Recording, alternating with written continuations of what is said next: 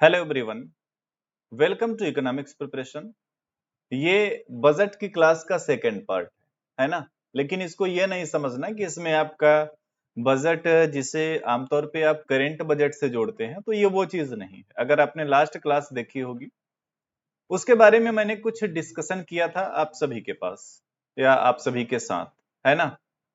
तो चलो आ जाओ, आप लोग जुड़ जाओ, फिर हम लोग इस सेशन को आगे बढ़ाते हैं। ठीक है ना। ओके। तो लास्ट क्लास जो आप सभी ने देखी थी वो क्लियर थी ना, कोई दिक्कत तो नहीं थी उसमें। गुड इवनिंग एवरीवन, सब कुछ ठीक चल रहा है ना।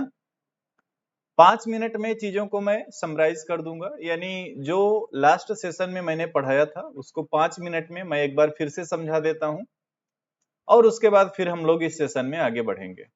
Okay, so everything is clear. कोई दिक्कत होगी, कोई इशू होगा तो बताइएगा, कमेंट करिएगा आप सभी लोग। ओके, अभी भी मौका है, अगर आप कुछ कहना चाहते हो, कोई बात हो तो अभी आप कमेंट कर सकते हैं। अदरवाइज मैं इस सेशन को कंटिन्यू करूंगा। ठीक है ना। Good evening, good evening. So last class के आगे हम लोग बढ़ेंगे अभी। ठीक है ना। चलो बहुत बढ़िया। हाँ, ओके। तो सब कुछ ठीक चल रहा है ना, सेशन को बढ़ाएं अब। देखो लास्ट क्लास में मैंने जो आपको चीजें पढ़ाई उसमें क्या था, मेन फोकस हमारा था बजट के जो घाटे होते हैं, बजट के घाटे, इन घाटों को समझना, और साथ ही साथ जो बजट की संरचना होती है, स्ट्रक्चर ऑफ बजट, उसको भी वहां पे समझा गया था। और शुरुआत में मैंने आप सभी को बताया था कि हमारे संविधान में बजट जैसे किसी भी शब्द का उल्लेख नहीं है, बल्कि जिस शब्द का उल्लेख है वो है एनुअल फाइनेंस स्टेटमेंट, वार्षिक वित्तीय विवरण, जो कि आर्टिकल 112 यानी संविधान के अनुच्छेद 112 के अंतर्गत आप सभी को जानने को, समझने को, पढ़ने को प्राप्त होता है। बजट जैसे किसी भी शब्द का प्रयोग हमारे कॉन्स्टिट्यूशन में नहीं रखा गया है, ये बात मैंने आप सभी के साथ चर्चा किया था। उसके बाद मैंने क्या बताया था कि जो बजट स्ट्रक्चर होता है ना। तो बजट स्ट्रक्चर में मैंने बताया था कि दो पार्ट होते हैं। एक तो होता है क्या, रेवेन्यू वाला सिस्टम, है ना। रेवेन्यू दो दो तरीके से आप इसको समझ सकते हो। एक तो रेवेन्यू अकाउंट हो जाएगा, रेवेन्यू अकाउंट, और दूसरा क्या हो जाएगा, दूसरा एक्सपेंडिचर अकाउंट हो जाएगा, है ना। एक क्या, राजस्व खाता, बजट का एक क्या, राजस्व खाता, और दूसरा क्या है, व्यय। नहीं नहीं, रेवेन्यू रेसिप्ट, अच्छा हाँ, राजस्व। एक राजस्व बजट हो जाएगा, दूसरा इधर कैपिटल बजट हो जाएगा, कैपिटल। खैर इसको और 1 मिनट इधर से देखिए। तो ये चीज मैंने आप सभी को बताई थी कि ये बजट है, और इसको मैंने बोला budget receipt and budget expenditure. फिर बजट रेसिप्ट में मैंने बताया कि इसके दो पार्ट होंगे, revenue receipt and capital receipt. और आगे फिर revenue budget and capital budget, हाँ वो तो हो गया था, वो तो हो गया था। 1 मिनट, 1 मिनट,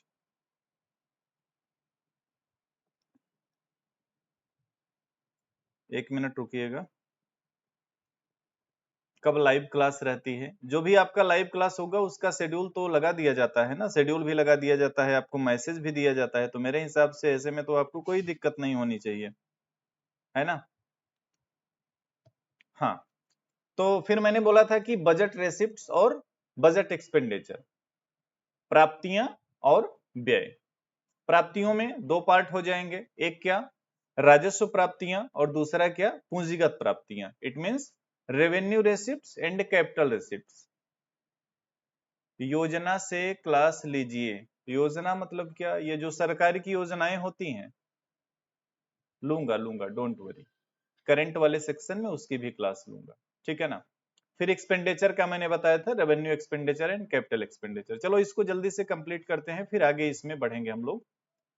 तो इसके बाद फिर मैंने क्या बताया था कि राजस्व प्राप्तियां जो हैं ये दो प्रकार की, एक तो कर राजस्व प्राप्तियां, गैर कर राजस्व प्राप्तियां, यानी कि टैक्स रेवेन्यू है और नॉन टैक्स रेवेन्यू है। टैक्स में फिर ढेर सारे टैक्सेस की मैंने बात किया, जैसे डायरेक्ट टैक्स, इनडायरेक्ट टैक्स, और भी जो भी चीजें हैं। नॉन टैक्स रेवेन्यू में जैसे कि फीस, लाइसेंसिंग, गिफ्ट हो गया, ग्रांट्स हो गया, है ना, इसके अलावा पेनाल्टीज हो गया, फाइन हो गया, ये सारी चीज किसमें, नॉन टैक्स रेवेन्यू में आए थे।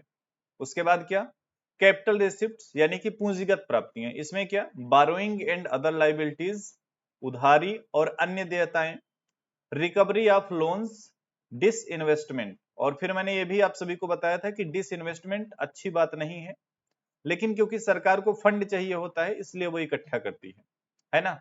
फिर एक्सपेंडिचर में आए थे हम लोग, तो उसमें बोला कि revenue expenditure and capital expenditure, राजस्व व्यय और पूंजीगत व्यय। राजस्व व्यय में मैंने बोला जैसे कि पेंशन, वेतन, सब्सिडी, ये सारी चीज किस अकाउंट में जाएंगी, रेवेन्यू एक्सपेंडिचर वाले अकाउंट में। फिर उसके बाद क्या, शेयर, बॉन्ड, ये सारी चीजें किस में जाएंगी, ये पूंजीगत व्यय वाले खाते में जाएंगी, यानी कैपिटल एक्सपेंडिचर में। ओके, आगे फिर मैंने इसमें आप सभी को क्या पढ़ाया था कि अगर ऐसा हो जाए, कैसा हो जाए, देखो मैंने लिखा ना कि जो सरकार की प्राप्तियां हैं उसको मैंने लिख दिया GR, it means government revenue, और ये क्या, गवर्नमेंट एक्सपेंडिचर, ये जीई। तो मैंने बोला कि अगर G R is greater than G है तो ये सरप्लस बजट होगा, इक्वल टू है बैलेंस बजट होगा, और लेस देन यानी कि G R is less than G, then deficit budget होगा। फिर मैंने ये बोला कि बजट को हमेशा जो है बैलेंस बजट रूप में दिखाया जाता है, और विकासशील अर्थव्यवस्थाएं जो होती हैं उसमें अक्सर कैसा बजट देखने को मिलता है, डेफिसिट बजट सिस्टम देखने को मिलता है। ठीक है ना, डेफिसिट यानी कि घाटे का बजट। इतनी बात क्लियर है ना। उसके बाद फिर मैंने क्या चर्चा किया था, उसके बाद क्लास में मैंने फिर आगे बताया बजट घाटों के बारे में। बजट घाटा कैसे आता, जैसे कि जितनी प्राप्तियां हैं और जो कुल व्यय है, अगर प्राप्तियां जो हैं वो कुल व्यय से कम है तो ऐसी स्थिति में घाटा उत्पन्न होता है, बजट घाटा। हालांकि इसे बजट घाटा आप नहीं कहेंगे बल्कि इसे घाटे का बजट बोलेंगे, है ना। और मैंने ये बताया कि जो विकासशील अर्थव्यवस्थाएं होती हैं उनमें आमतौर पे घाटे का बजट ही प्रस्तुत किया जाता है। 4 प्रकार के प्रमुख घाटे होते हैं, कहीं कहीं आपको एक दो नाम और सुनने को मिल जाएंगे, जैसे कि बजट घाटा, बजट घाटा। अब ये बजट घाटा क्या, जो आपके सामने इधर लिखा कि टोटल रेसिप्ट जो हैं, कुल प्राप्तियां हैं, अगर कुल व्यय से कम है तो बजट घाटा उत्पन्न होता है, इट मींस घाटे का बजट होता है। बाकी जो मेन चीजें हैं, राजस्व घाटा, राजकोषीय घाटा, प्राथमिक घाटा और प्रभावी राजस्व घाटा, इनकी मैंने एक एक करके अलग अलग बात किया हुआ था। सबसे पहले मैंने राजस्व घाटे की बात किया था और ये बताया था कि राजस्व घाटा क्या होता है, राजस्व प्राप्तियों और राजस्व व्यय के बीच का ये अंतर होता है। फिर मैंने इसमें बताया था कि इससे उधारों और देनदारियों में वृद्धि होती है। राजस्व घाटा अगर अधिक बढ़ता जाता है तो ये कहीं ना कहीं अर्थव्यवस्था के लिए काफी खतरनाक स्थिति होती है, इसलिए इसको कंट्रोल में रखना पड़ता है। ओके, और ये करना चाहिए, सरकार का ये प्रयास होना चाहिए कि राजस्व घाटा जो है उसको इतने कंट्रोल में लेके आए कि ये शून्य हो जाए या फिर इसमें राजस्व अतिरेक उत्पन्न होने वाली स्थिति हो जाए। तो ये राजस्व घाटा हो गया था। उसके बाद फिर मैंने क्या बात किया था, उसके बाद मैंने बात किया था राजकोषीय घाटे के बारे में, और ये काफी इंपॉर्टेंट है क्योंकि आमतौर पर परीक्षाओं में इधर से सवाल पूछे जाते हैं इसके फार्मूलों से लेकर के। राजकोषीय घाटा कैसे आता है, देखो जब घाटे का बजट होता है तो सरकार के ऊपर क्या होता है कि एक होता है ना हिनार्थ प्रबंधन, आपने सुना होगा, ठीक है ना। जो जैसे कि सरकार की प्राप्तियां कम है, व्यय ज्यादा है, तो उसको कैसे पूरा करेंगे, थोड़ा बहुत तो चलो डिसइन्वेस्टमेंट से जुटा लिया और भी तरीके अपनाए, बट कहीं ना कहीं ऋण वगैरह भी लेना पड़ता है। तो अगर अर्थव्यवस्था में ऋणों का बोझ जो है वो बढ़ता जाता है ना, ऋणों का बोझ बढ़ता जाता है तो उससे क्या होगा, उससे राजकोषीय घाटा भी बढ़ेगा, और राजकोषीय घाटा अगर उच्च स्तर पे रहता है तो ये बहुआयामी आर्थिक असंतुलन वाली स्थिति होने लगती है इकोनॉमी में, ठीक है ना। उसके बाद देखो जैसे ऋण है, ऋण अगर लगातार बढ़ेंगे तो इसमें अगला घाटा क्या है कि जो ऋण लिया जाएगा उसके लिए ब्याज का भुगतान करना पड़ेगा, तो कहीं ना कहीं ऋण बढ़ेगा तो ब्याज का भुगतान भी करना पड़ेगा, ठीक है ना। हाँ बिल्कुल, नोट छाप करके वो डेफिसिट फाइनेंसिंग किया जाता है, और जैसे कि ऋण बढ़ेगा तो उस ऋण के लिए ब्याज के भुगतान को भी बढ़ाना पड़ेगा, यानी ब्याज भुगतान भी बढ़ेगा। तो कहीं ना कहीं यहाँ पे सरकार का पैसा खर्च हो रहा है लेकिन वो अनुत्पादक है, उससे कोई भी प्रोडक्शन या उत्पादन नहीं हो रहा है। उसके बाद फिर मैंने आगे क्या बात किया था, मैंने इस क्रम में आगे बात किया था इसके फार्मूले को लेकर के, और बोला था कि फिस्कल डेफिसिट क्या है, टोटल एक्सपेंडिचर यानी जो कुल व्यय है उसमें से आप निकाल दीजिए रेवेन्यू रेसिप्ट्स प्लस कैपिटल रेसिप्ट्स, इसमें छोड़ना क्या है, एक्सक्लूडिंग बारोइंग एंड लोन्स। तो इस माध्यम से क्या आप राजकोषीय घाटे को प्राप्त कर सकते हैं, और सरकार का यह प्रयास होता है कि राजकोषीय घाटे को कंट्रोल में रखना है। ओके, अगली चीज मैंने आप सभी के साथ शेयर किया था, क्या शेयर किया था, प्राथमिक घाटा यानी कि प्राइमरी डेफिसिट। और इसमें मैंने क्या बात किया कि जो ब्याज भुगतान होता है उसको राजकोषीय घाटे में से निकाल दीजिए तो प्राइमरी डेफिसिट मिल जाता है। ये जो फार्मूला है ये कई बार परीक्षाओं में पूछ लिया जाता है, बहुत सिंपल सा फार्मूला है और कई बार पूछ लिया जाता है, ठीक है ना। तो ये बातें मैंने किया था। उसके बाद फिर क्या, आगे मैंने बात किया था इफेक्टिव रेवेन्यू डेफिसिट यानी प्रभावी राजस्व घाटा के बारे में। और इसमें क्या है, जो राजस्व घाटा है और पूंजी परिसंपत्ति हेतु जो अनुदान है, इन दोनों के मध्य का जो अंतर होता है यही होता है इफेक्टिव रेवेन्यू डेफिसिट। तो यहां तक की चर्चा मैंने लास्ट क्लास में आप सभी के साथ किया था। फिनार्थ प्रबंधन में करेंसी छापना कब से बंद कर दिया गया?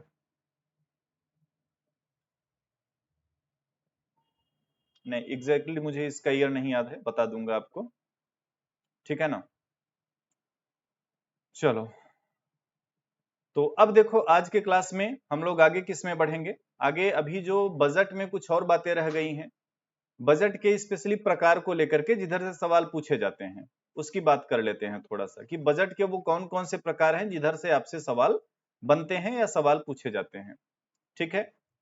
तो इस क्रम में जो सबसे पहला प्रकार आप सभी को देखना है वो कौन सा है, वो है परंपरागत बजट प्रणाली, लाइन आइटम बजट।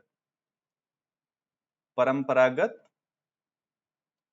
बजट प्रणाली, ठीक है ना। परंपरागत बजट प्रणाली, इसमें क्या होता है, ये एक ऐसा बजट सिस्टम होता है, यह एक बजट का ऐसा प्रकार होता है जिसमें अलग अलग वित्तीय मदों को, ठीक है ना, अलग अलग वित्तीय मदों को संबंधित शीर्ष या विभाग के अंतर्गत सामूहिक रूप से व्यक्त किया जाता है।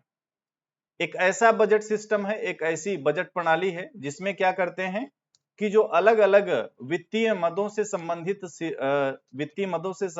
जो शीर्ष विभाग हैं उनके अंतर्गत इसमें सामूहिक रूप से अलग अलग इसका पूरा क्या करेंगे, क्राइटेरिया बना देंगे, मतलब अलग अलग से इसका वर्गीकरण कर दिया जाता है, ठीक है ना। साथ ही साथ इसके अंतर्गत विगत अवधि यानी जो पिछले वर्ष हैं, पिछली अवधि है, उनके वित्तीय आंकड़ों के साथ साथ वर्तमान या भावी अवधि के अनुमानित आंकड़ों की तुलना का भी प्रदर्शन किया जाता है। तो यह परंपरागत बजट प्रणाली है, लाइन आइटम बजट प्रणाली है। और ये परंपरागत बजट प्रणाली है और इसमें क्या होता है कि व्यय की विभिन्न राशियों को तो प्रदर्शित किया ही जाता है, साथ ही साथ अल्प संबंधित सूचनाएं भी इधर प्रदर्शित की जाती हैं, ठीक है ना। अल्प संबंधित सूचनाएं भी इधर प्रदर्शित की जाएंगी। तो यह लाइन आइटम बजट प्रणाली है। थोड़ी चीजें मैं यहाँ पे लिख देता हूं, ठीक है ना। तो क्या कि यह एक ऐसा बजट है जिसमें अलग अलग वित्तीय मदों को संबंधित शीर्ष या विभाग के अंतर्गत सामूहिक रूप से व्यक्त किया जाता है। अलग अलग वित्तीय मदों की यहाँ पे बात की जाएगी, अलग अलग वित्तीय मदें, अलग अलग जो वित्तीय मदें हैं इनको संबंधित विभाग के अंतर्गत सामूहिक रूप से व्यक्त किया जाता है, सामूहिक रूप से व्यक्त किया जाता है। और इसमें फिर क्या बोला कि इसके साथ साथ इसके अंतर्गत इसमें और क्या करेंगे, जो विगत अवधि यानी पिछली अवधि के जो वित्तीय आंकड़े हैं और उनको लेकर के साथ ही साथ वर्तमान या भावी अवधि के अनुमानित आंकड़ों की तुलना भी प्रदर्शित की जाती है। तो यह परंपरागत बजट प्रणाली सिस्टम है, ठीक है ना। चलो, तो ये लाइन आइटम बजट हो गया। अब एक होता है भागीदारी बजट प्रणाली। क्या? भागीदारी बजट प्रणाली।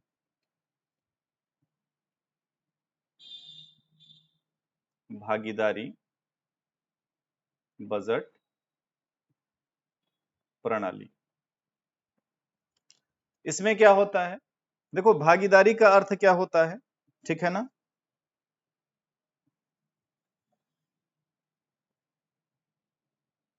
सब कुछ ठीक है ना?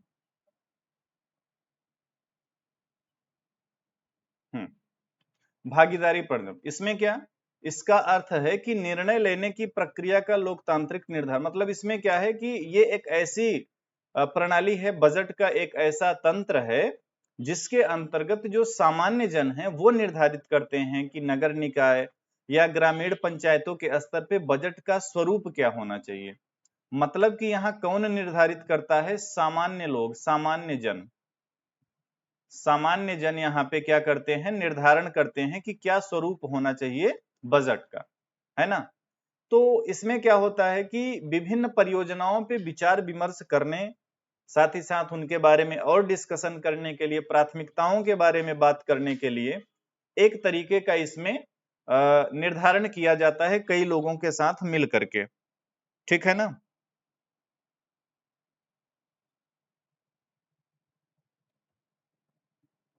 अच्छा, इसमें अच्छा एक चीज आपको बहुत प्रैक्टिकली बताऊं कि जैसे कि अगर आप लोग जैसे ग्रामीण क्षेत्र से जुड़े होंगे, तो ग्रामीण क्षेत्र में ग्राम पंचायतों में एक ऐसे समूह बनाए जाते हैं जिसमें कि उस गांव में क्या विकास कार्य करने हैं, किन कार्यों को प्राथमिकता देनी है, इन सभी मुद्दों पे विचार किया जाता है।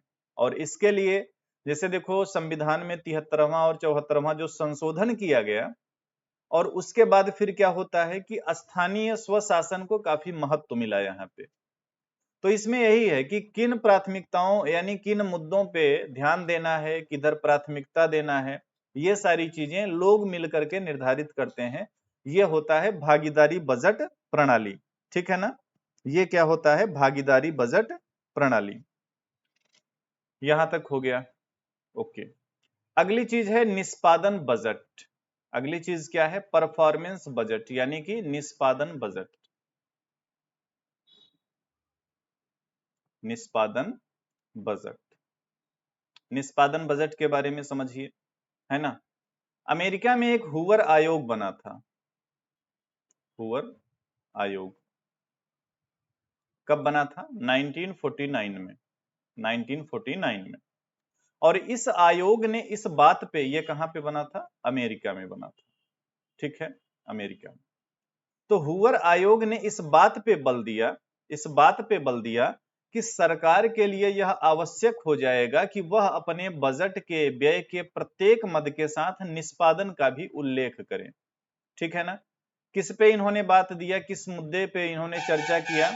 इन्होंने बोला कि सरकार के लिए यह आवश्यक हो जाएगा, सरकार के लिए क्या आवश्यक हो जाएगा कि वह अपने बजट के व्यय के प्रत्येक मद के साथ साथ निष्पादन का भी उल्लेख करे, यानी परफॉर्मेंस की भी यहाँ पे बात करे।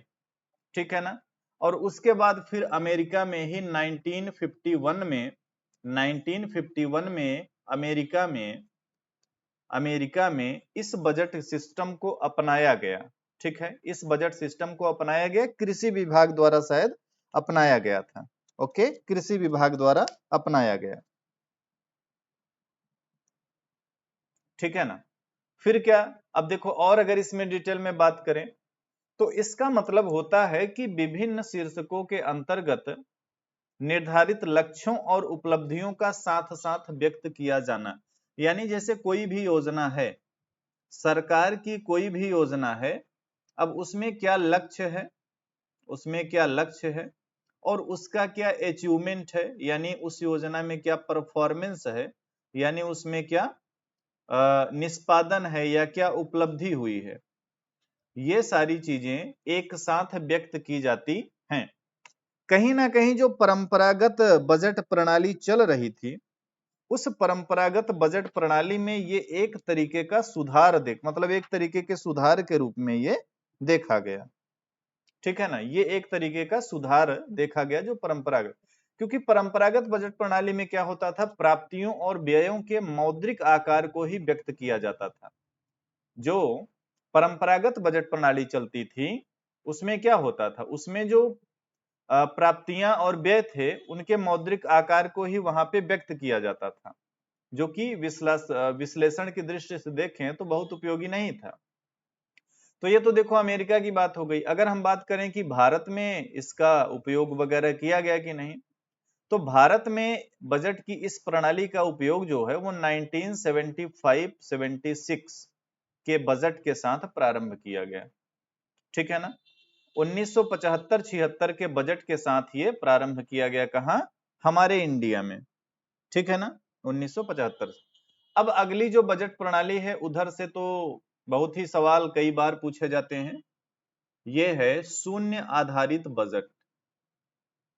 शून्य आधारित बजट, क्या? Zero base budget. वैसे इसके बारे में जो मेन बातें हैं वो आप लोग जरूर याद किए होंगे जीरो बेस बजट के बारे में। जीरो बेस बजट के जनक के रूप में, यानी ये सिद्धांत किसने दिया या बजट की इस प्रणाली की बात किसने दिया, तो जनक के रूप में, इसके जन्मदाता के रूप में माने जाते हैं पीटर ए पायर। पीटर ए पायर। ठीक है ना? और जीरो बेस बजट क्या होता है? व्यय पे नियंत्रण करने का एक बेहतरीन तरीका। व्यय पर नियंत्रण करने का,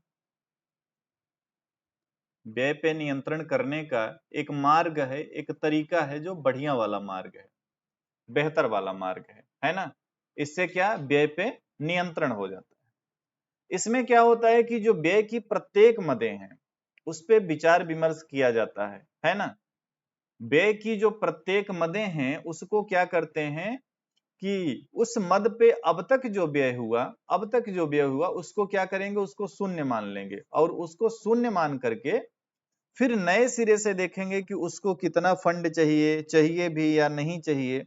ये सारी चीजें जो है इसके माध्यम से डिसाइड किया जाता है। तो यहाँ पे ये नहीं मुद्दा आता है कि किसी भी मद में व्यय में कितनी कमी करें, है ना? किसी भी योजना को ही ले लें तो इसके व्यय में कितनी कमी करें या कितनी वृद्धि करें, ये चीजें नहीं होती। यहाँ पे मेन बात ये होती है कि व्यय करना है या नहीं करना है, इसको फंड देना है कि नहीं, यानी व्यय करना है, व्यय किया जाए या ना किया जाए, किया जाए या ना किया जाए। तो ये चीजें निर्धारित की जाती हैं, इसीलिए इसको माना जाता है ना कि व्यय पे नियंत्रण करने का एक तरीका है, बढ़िया मार्ग है ये। ठीक है ना? बढ़िया मार्ग है ये। ओके।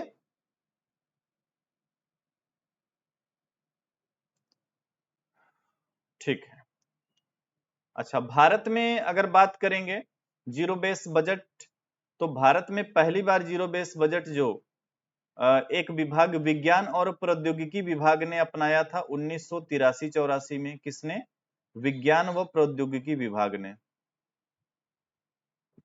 लेकिन जो संघीय बजट है हमारा, पूरे संघीय बजट में, संघीय बजट में, यूनियन बजट में, ये कब? 1986-87। तो जीरो बेस बजट कब अपनाया गया हमारे यहाँ? 86-87 में। ठीक है ना? 86-87 में। हाँ, वही सभी मदों पे शून्य से विचार करना। ठीक है ना? Okay okay. ठीक ठीक ठीक। यहां तक हो गया। फिर एक बजट है, कौन सा? परिणाम बजट, यानी कि outcome budget. Outcome budget, outcome budget, परिणाम बजट। आउटकम बजट जो है ये 2005-6 में, 2005 एंड 6 में पी चिदम्बरम, पी चिदम्बरम, इनके बारे में आप सभी जरूर सुने होंगे, वित्त मंत्री रह चुके हैं। तो इन्होंने इस विचार की अवधारणा को सामने रखा आउटकम बजट के बारे में। ये जो आउटकम बजट है, यानी कि जो परिणाम बजट है, ये क्या होता है? ये होता है वित्तीय परिव्यय को भौतिक परिणामों में परिवर्तित करने की प्रक्रिया, है ना? तो इसको कहीं ना कहीं एक व्यय पूर्व उपकरण के रूप में देखा जाता है। व्यय पूर्व उपकरण, यह एक क्या है? व्यय पूर्व उपकरण है। और इसके माध्यम से सरकार क्या करती है? जैसे कि जो विभिन्न मंत्रालय हैं, है ना? विभिन्न मंत्रालय। तो इन विभिन्न मंत्रालयों और विभागों के द्वारा जो निर्धारित व्यय हैं, उन निर्धारित व्ययों के परिणाम को देखेंगे या उसको व्ययों के संदर्भ के रूप में देखा जाता है।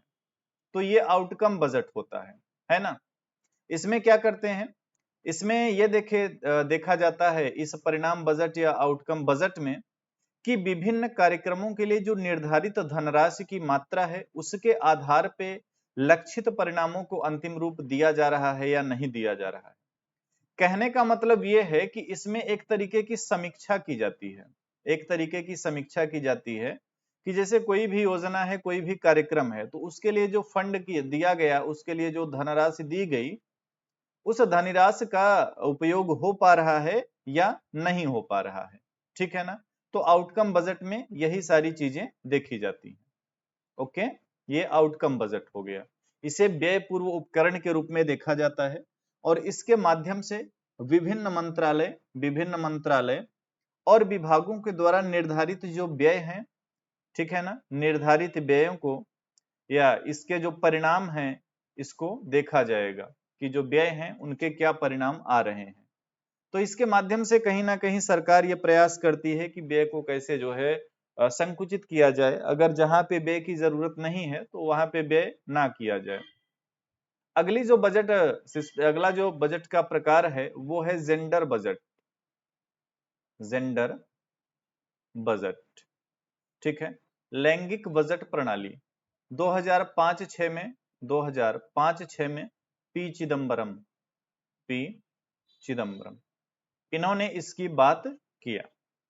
इसमें देखो जो लैंगिक बजट प्रणाली है, जेंडर बजट सिस्टम है, ये एक ऐसा बजट है जिसमें देखो अलग से मतलब ये कोई बजट का प्रकार नहीं है, लेकिन इसमें क्या करेंगे कि कुछ ऐसे तरीके अपनाएंगे जिनके माध्यम से महिलाओं को, है ना, महिलाओं को एक तरीके का क्या प्रोत्साहन मिलेगा,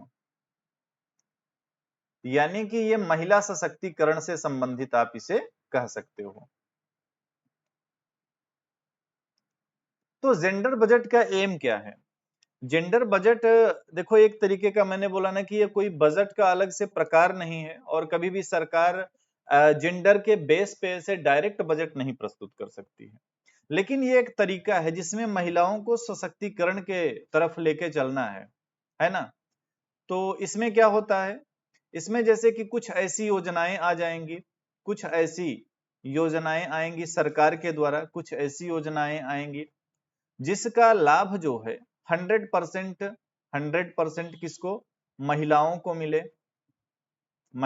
मिले, साथ ही साथ क्या, बालिकाओं को मिले, इस तरीके का प्रयास किया जाता है। ठीक है, तो ये जेंडर बजटिंग सिस्टम है। सरकार क्या करती है, जो परंपरागत बजट चल रहा है, जो बजट प्रस्तुत किया जाएगा, उसमें क्या करेगी कि कुछ ऐसे स्कीम वगैरह ले आ देगी और जिसके माध्यम से, ठीक है ना, जिसके माध्यम से सरकार का यह प्रयास होगा कि महिला सशक्तिकरण को बढ़ावा मिले।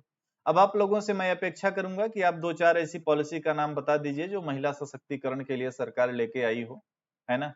तो दो चार नाम आप ऐसे बताइए जो कि महिला सशक्तिकरण के लिए लाया गया हो। चलो फटाफट आपको कमेंट करके बताना है। एनीवन? तो कमेंट करिए, आप लोग कमेंट करके बताइए, कमेंट करके बताइए कि सरकार की कौन सी ऐसी योजनाएं हैं जो महिला सशक्तिकरण के लिए लेके आई गई।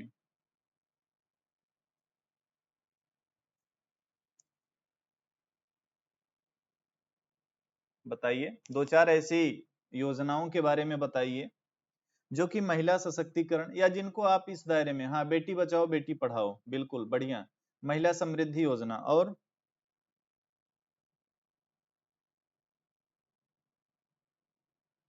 उज्ज्वला योजना भी आ जाएगी इसमें, हाँ ठीक है। हालांकि हाँ, लाडली बहन योजना तो मध्य प्रदेश का है, खैर ठीक है। केंद्र की स्तर पे बताइएगा, केंद्र के स्तर पे, ठीक है ना।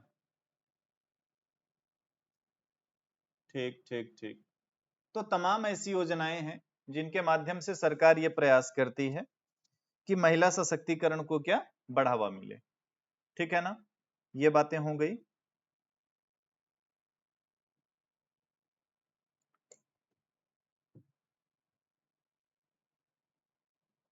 हाँ, तमाम देखो, कुछ राज्य अपना अलग से चलाते हैं, कुछ राज्य भी चलाते हैं, और कुछ अलग तरीके से जैसे केंद्र सरकार की चलती है।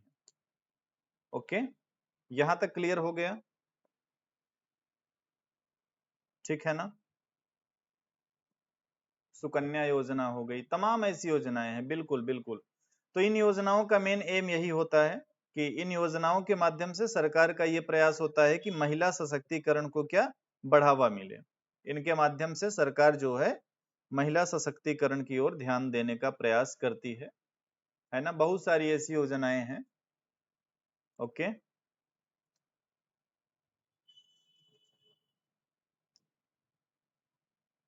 चलो फिर यहां तक बजट में लगभग मैंने सारी चीजें आपको पढ़ा दिया।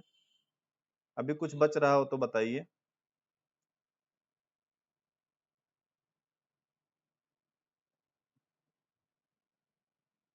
अभी बजट में अब आप लोग बताइए क्या पढ़ा दिया जाए।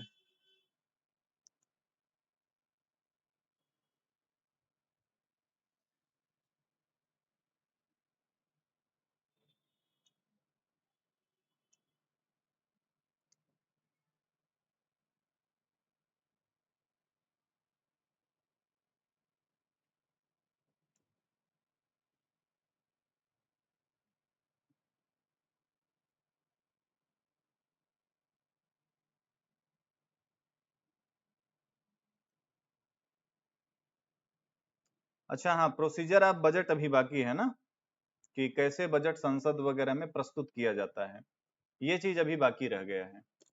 ओके,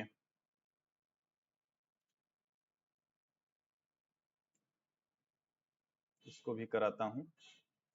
प्रोसीजर ऑफ बजट अभी आपका बाकी है ना। चलो इसको भी करा देते हैं।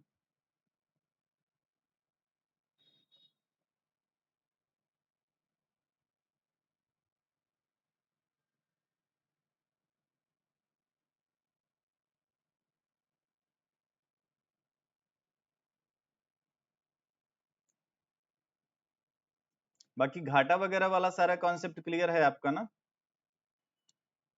घाटे वगैरह वाले जितने कॉन्सेप्ट हुए ये सब तो क्लियर है ना?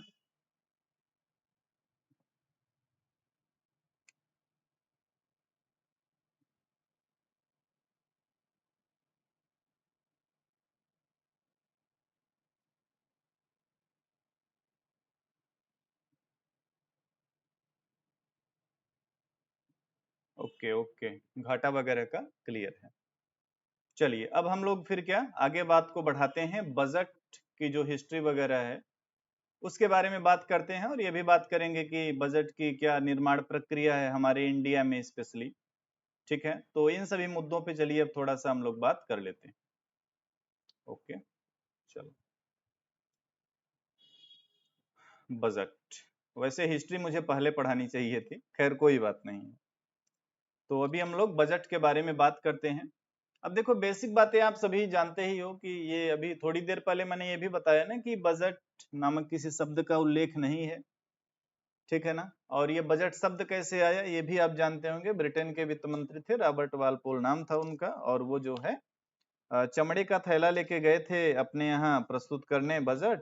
तो लोगों ने उनके बजट का जो है मजाक उजाक बनाया, और वो चमड़े का थैला था उसको बुजट बुजट करके बोला, वहीं से बजट नामक शब्द का उल्लेख होता है, ये आप सभी जानते हैं। असली कहानी इसमें क्या है, असली कहानी देखो, बजट होता क्या है इसके बारे में अगर आपसे मैं बात करूं तो बजट क्या हो जाएगा। बजट सरकारी आय और व्यय का एक वार्षिक वित्तीय विवरण पत्र होता है। क्या होता है कि जो सरकारी आय है, ठीक है, सरकारी आय व व्यय, सरकारी आय और व्यय का क्या वार्षिक विवरण पत्र होता है। वार्षिक विवरण पत्र, पत्र क्या, अब ये तो पूरा जानते ही हैं, कई पेज का होता है। अच्छा, इसमें आप सभी को मैंने ये भी बताया है बजट स्ट्रक्चर में कि चार चीजें होती हैं। एक में एक्चुअल डेटा आपको देखने को मिलेगा, है ना। फिर अगले में क्या मिलेगा, बीई फॉर लास्ट ईयर, है ना।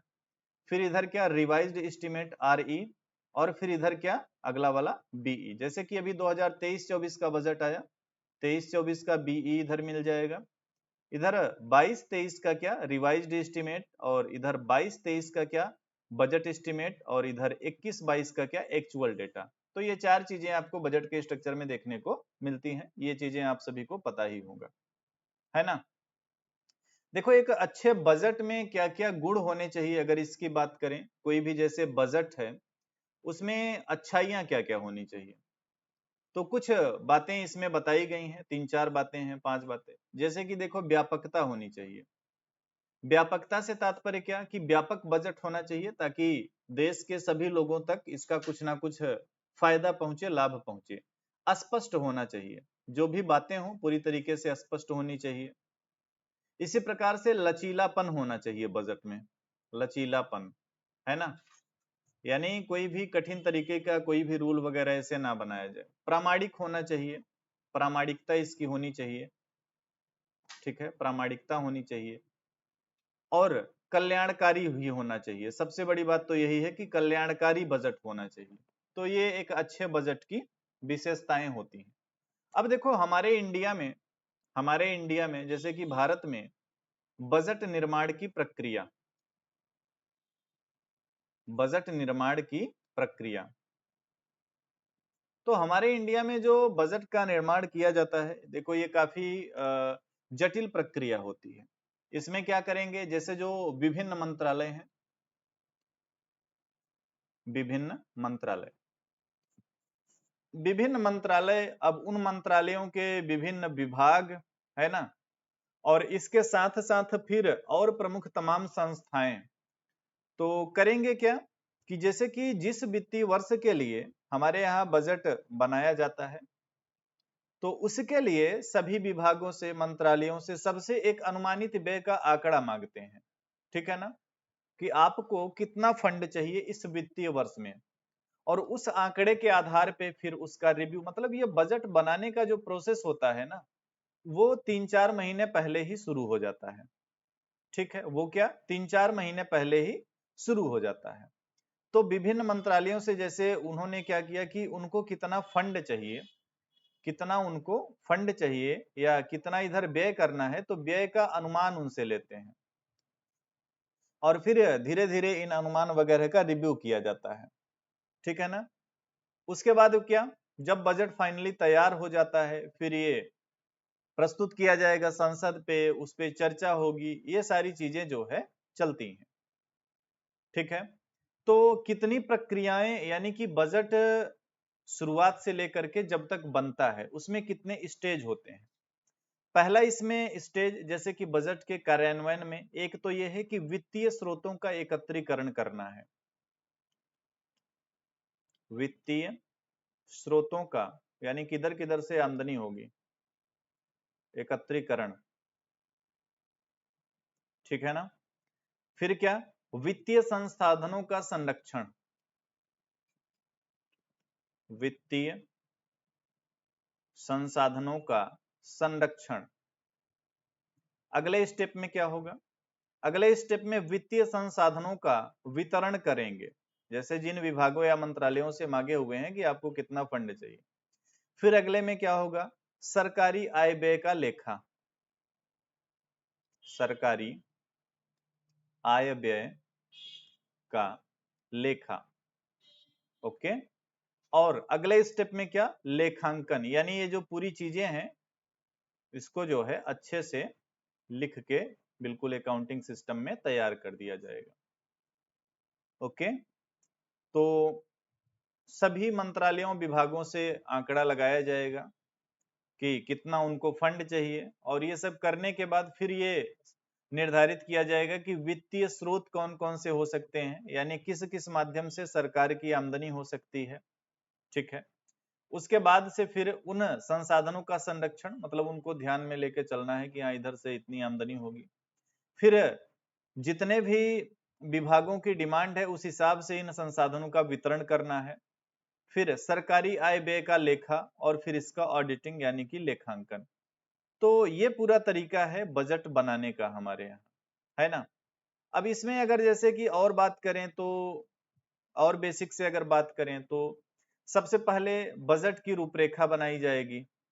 बजट की रूपरेखा। उसके बाद क्या करेंगे, बजट का दस्तावेज तैयार होगा।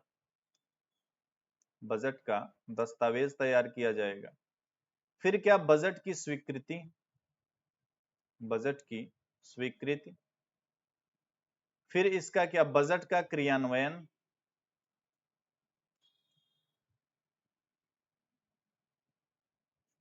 और लास्ट में क्या, वित्तीय कोषों का लेखांकन और लेखा परीक्षण। तो इसको चलो लिख देता हूं, पता नहीं ये दिखेगा कि नहीं। वित्तीय कोषों का लेखांकन और लेखा परीक्षण। तो ये क्या है, ये भी स्टेप है कि किस तरीके से बजट जो है बनेगा, किस तरीके से चीजें चलेंगी। इसे ट्रेडिशनल टाइप का बजट भी कह सकते हैं ना।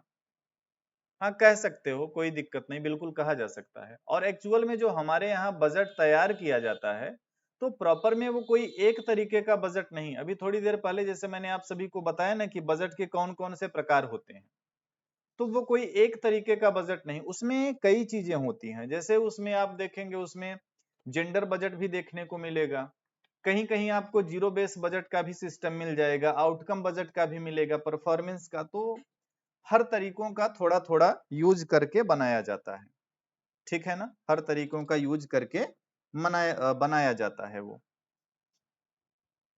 ओके,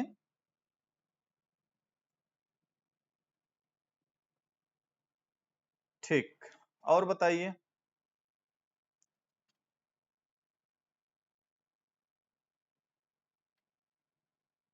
तो इतनी बातें लगभग बजट में पढ़ लीजिए, है ना। और बजट से फिर से बता दूं कि जो सवाल परीक्षाओं में बजट से पूछे जाते हैं वो क्या होते हैं। जैसे बजट को मैंने आपको बजट करंट में भी पढ़ाया, डिटेल में पढ़ाया, अभी इधर भी इसके 2 क्लासेस लगा लिए। अब देखो बजट में आपको पता क्या क्या होना चाहिए, है ना। बजट जब आप पढ़ रहे हैं तो बजट में आपको क्या क्या पता होना चाहिए। एक तो आपको यह पता होना चाहिए कि इसके कुछ जो प्रमुख प्रकार हैं, ठीक है। बजट के जो घाटे हैं, ये 2 बातें हो गई। थोड़ा बहुत कभी कभी सवाल आ जाता है बजट की संरचना से। और उसके बाद जो इसका करंट पार्ट होता है, उसमें बजट के विभिन्न घाटे हैं। तो एक तो देखो ये परंपरागत सिस्टम हो गया जो आप बजट की थ्योरी पढ़ते हो। दूसरा जो इसका करंट पार्ट है, तो करंट पार्ट में भी लगभग जितनी चीजें मैंने आपको पढ़ाई हुई है वो सारी चीजें जो है आप लोगों ने अगर ध्यान से पढ़ा होगा तो इस तरीके से आप बजट के आने वाले सवालों को सॉल्व कर सकते हैं बिना किसी दिक्कत के। ओके। हाँ, थ्योरी का एमसीक्यू करवा दूं बजट का, ठीक है, करा दूंगा। घाटे तो कल भी समझाया था, आज भी शुरू में मैंने समझाया। 4 घाटों पे ध्यान देके चलना है, राजस्व घाटा, राजकोषीय घाटा, प्राथमिक घाटा और प्रभावी राजस्व घाटा। ठीक है। कल की क्लास में आप नहीं थी क्या? मैंने कल भी बताया था और आज के भी शुरुआत में बताया था घाटों के बारे में।